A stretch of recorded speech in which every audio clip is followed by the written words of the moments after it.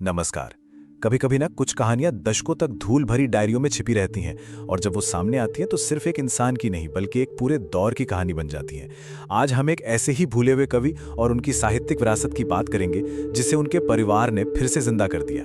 देखिए, ये कहानी सिर्फ एक नई किताब के छपने की नहीं है। नहीं, ये तो एक खोए हुए खजाने के मिलने जैसी है। एक ऐसा सपना जो कवि कामेश्वर विद्रोही के 1994 में निधन के करीब करीब 30 साल बाद सच हुआ। जी हाँ, ये कहानी है उनके काव्य संग्रह अंतर्ज्वाला अंतर्दीप की। तो सवाल ये उठता है कि आखिर कौन थे कामेश्वर विद्रोही और ऐसा क्या हुआ कि उनकी आवाज इतने लंबे समय तक खामोश रही। चलिए आज इन्हीं सवालों के जवाब ढूंढते हैं। इस कहानी को समझने के लिए हमें समय में थोड़ा पीछे जाना होगा, उस दौर में जब हिंदुस्तान अपनी आज़ादी के लिए लड़ रहा था और एक नौजवान के मन में विद्रोह की पहली चिंगारी सुलग रही थी। तो बात शुरू होती है साल 1920 से। देश पर अंग्रेजों का शासन था और उसी माहौल में कामेश्वर जी का जन्म हुआ। घर में माहौल था गांधीवादी, क्योंकि पिता का जुड़ाव महात्मा गांधी जैसे स्वतंत्रता सेनानियों से था। लेकिन कहानी में एक मोड़ आता है। जैसे जैसे वो बड़े हुए, उन पर भगत सिंह जैसे क्रांतिकारियों का गहरा असर हुआ। सोचिए जरा, घर में गांधीवाद की शांति और मन में क्रांति की आग, कैसा द्वंद्व रहा होगा। और इसी उथल पुथल के बीच आजादी से ठीक पहले और ठीक बाद उन्होंने लक्ष्य और विद्रोह विहार नाम से अपने पहले काव्य संग्रह प्रकाशित किए। अच्छा, तो ये विद्रोही नाम उन्हें मिला कैसे? ये भी बड़ी दिलचस्प बात है।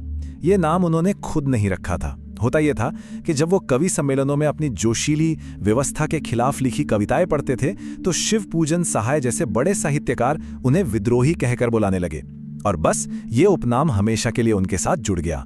लेकिन विद्रोही का मतलब सिर्फ गुस्सा या बगावत नहीं था। उनकी कलम की खूबी ये थी कि उसमें दो धाराएं एक साथ बहती थीं, एक धधकती हुई ज्वाला की और दूसरी एक शांत रोशन दीप की। मतलब उनकी कविता के दो बिल्कुल अलग रंग थे। एक तरफ थी अंतर्ज्वाला यानी मन की आग, इसमें विद्रोह था, देशभक्ति थी, चीन और पाकिस्तान युद्ध पर लिखा गुस्सा था। और दूसरी तरफ था अंतर्दीप यानी मन का दिया, इसमें चांदा की चुनरी और सितारों का उपहार जैसी बेहद कोमल प्रेम से भरी कविताएं थीं। एक ही कवि के अंदर आग और रोशनी का ऐसा संगम कमाल है। पर कहते हैं ना, जिंदगी की राह हमेशा कविता जैसी नहीं होती। एक मोड़ ऐसा भी आया जिसने इस कवि के सपनों पर जिम्मेदारियों का एक भारी बोझ डाल दिया। 15, ये जो नंबर है ना 15, ये सिर्फ एक संख्या नहीं है। ये उस जिम्मेदारी का वजन है जो 1959 में पिता के गुजर जाने के बाद कामेश्वर विद्रोही के कंधों पर आ गई थी। माँ, पत्नी, 10 बच्चे और 2 घरेलू सहायक, कुल 15 लोगों का परिवार।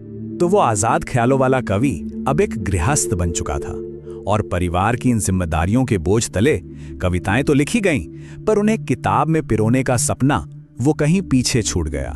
दशकों के लिए वो चाहते थे कि अंतर्ज्वाला अंतर्दीप नाम से उनकी 200 से ज्यादा कविताओं का संग्रह छपे, लेकिन जैसा उनके परिवार ने लिखा है, प्रकाशन की इच्छा ही रह गई। जब 24 मार्च 1994 को काल ने बुला लिया, वो सपना अधूरा ही रह गया।